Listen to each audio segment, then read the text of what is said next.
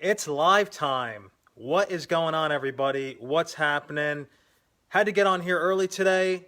We'll discuss in a minute. What's happening, friends? What's going on, new friends? Replay viewers, how are you? Hashtag replay. Let me know you're in here. I normally want to get my lives on consistent basis of 8 p.m. Eastern Standard Time, but completely forgot today that it is the first Inner Circle breakthrough session with the incredible Robert Hollis. I got to get prepped up for that tonight. 3 p.m. Central Time, 6 p.m. Eastern Standard Time. It's going to be insane. I know it's going to be hot and heavy, mindset, breaking down limiting beliefs, getting through all the chunks so that we can chase our dreams. So I got to get my pen and paper ready. So I got to get prepared for that. So getting on here now, going to go on with this live. Nichelle! Hey, what's up, Aaron? What's happening, man? Thanks for joining in. So going forward with the series still going forward. I'm going to ask you if you got some value out of this, like, share, and comment, drop some hearts, drop some thumbs, love all that stuff. So going forward with getting to the right business, this is what this chapter begins to talk about. Now, when I say getting to the right business, it's not necessarily in the sense of doing business. I like to think of this chapter in the sense of he talks about having our passions is the most important part, and how we relate that is how we get into the things that we want to do in our lives that is our personal business, something that is actually good for us because we're only going to be able to flourish in the environments that we are best at, that we are most passionate about, that we have the most talent at. So I'm going to hit you with this quote because this quote is real and it's going to go forward and how this chapter is going to go about. Doing what you want to do is life, and there's no real satisfaction in living if we are compelled to be forever doing something which we do not like to do and can never do what we want to do. And it is certain that you can do what you want to do. The desire to do is proof that you have within you the power which can do it. So that's so important, that in the factor of if we want to do the things that we want to do in our lives, we actually have to do what is most important to us and what is our actual passion. So I'm going to get to the point of how do you know when it's something that is your passion?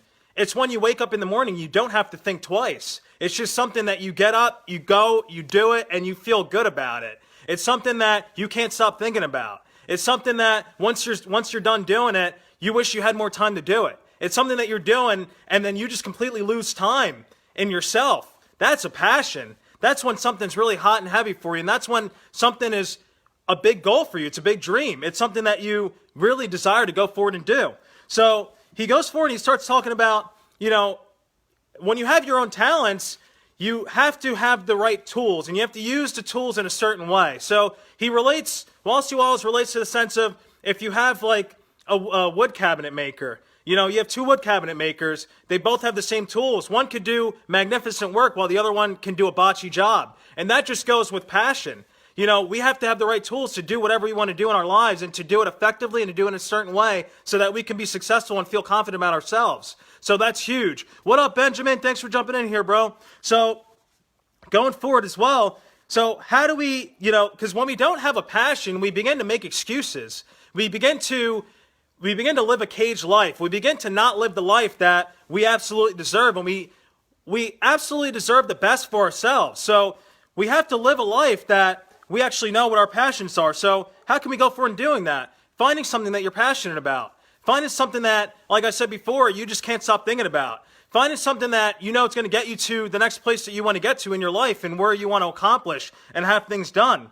And be willing to do something that excites you. Don't do something just because it excites someone else. Because I think I've had that point in my life where I think I just did things just for the satisfaction of someone else.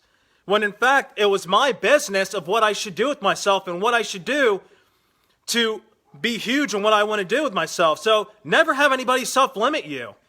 Do everything that is for you, not in the sense of for what excites someone else. Do it best for you. Other thing to go forward with is getting out of the competitive mind. I spoke about this in a couple times of the series is, when I say that is not having your passion be based on what other people are doing. You see this person, like I said yesterday, you see Sarah, Billy, Bob, they're doing this, and you're wondering, that they're going to take up everything, having that sense of loss and lack. That's competitive mind. And that's when you start to do things not out of a passion, but you do things just in envy. You do things just because other people are getting more results than you. So you have to do things in a creative mind, because once you have a creative mind, everything else comes forward. Your power comes forward of your mind power, your desire pushes forwards, and then you solidify your faith in your purpose and you go forward with what you really want to do. So that's a huge thing as well. And changing your environment is the most important part of what your passions are. You can't expect for you not to see, if you want your passion to come forward, you have to change your environment around you. You have to maybe develop yourself, self-growth, read certain things about what you want to do.